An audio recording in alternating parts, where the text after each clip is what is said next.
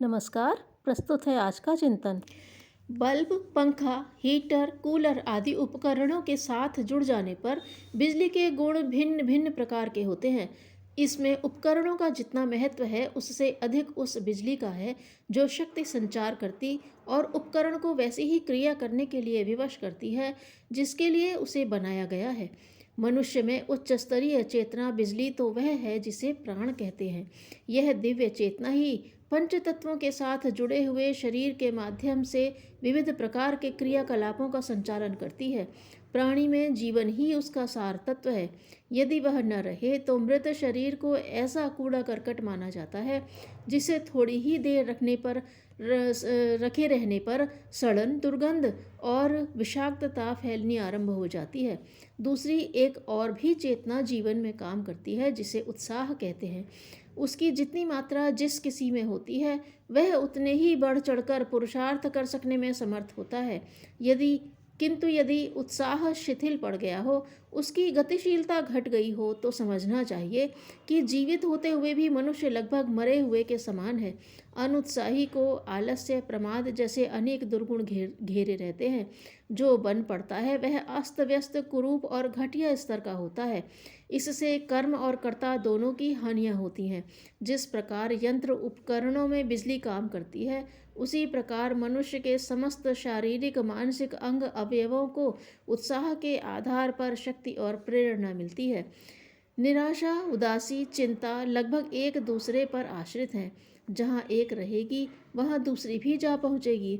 यदि तीनों का समावेश हो गया तो समझना चाहिए कि मनुष्य मानसिक दृष्टि से अशक्त हो गया, भले ही वह शारीरिक दृष्टि से समर्थ ही क्यों न दिखाई पड़े। ऐसे लोग कुछ काम करना ही नहीं चाहते भी हों तो वह बन नहीं पड़ता भी है तो आधा अधूरा बनकर रह जाता है, अस्त व्यस्त और काना कुबड़ा बनकर रह जाता है। जितने समय और श्रम में उसे होना चाहिए उसकी तुलना में वह कोई अधिक विलंब लगा लेता है। शक्ति वस्तुतः साहस पर केंद्रित रहती है। साहस न हो तो फिर हाथों से जो करते बन पड़ता है वह निस्तेज, निरर्थक बनकर रह जाता है। बिजली का करंट कम होने पर कोई उपकरण पूरी तरह काम नहीं करता, मात्र टिमटिमाता भर रहता है। उसके द्वारा जो काम होते देखते हैं उसे चिन्ह पूजा मात्र स्तर का ही गिना जा सकता है। साहस की कमी का परिणाम भी यही होता है। उत्साह के अभाव में उदास मन से किए गए काम भी ऐसे ही होते हैं। उदास मन से किए गए कामों की कुरूपता अधूरेपन के रूप में दीख पड़ती है। मनस्विता, तेजस्विता अपने हाथ की बात है। मन की उदासी कहीं बाहर से नहीं आती, किसी घटना से भी संबंधित नहीं होती। वह मनुष्य के अपने स्वभाव पर निर्भर है जिसे इच्छानुसार घटाया या बढ़ाया जा सकता है। यह एक प्रकार का आत्मविश्वास है। आत्मनिर्भर मनुष्य उज्जवल भविष्य के सपने देखते हैं। उन्हें हाथ में लिए काम की सफलता पर विश्वास होता है। इंद्रियों को शक्ति तंत्र माना जाता है। पैनी दृष्टि सूझबूझ से काम लेने पर यह वरदान जैसी प्रतीत होती है और उनके द्वारा बन पड़े कामों को सौभाग्य स्तर का गिना जाता है, पर वस्तुतः बात ऐसी है नहीं। आत्मविश्वासी मनुष्य की एक ही पहचान है, उसका उत्साह।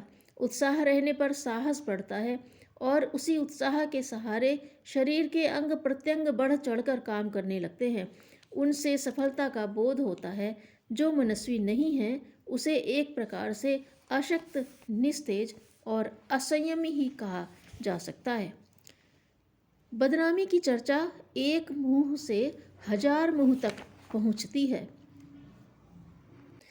दूसरों की तरफ मत ताको, अपनी सहायता आप करो। धन्यवाद।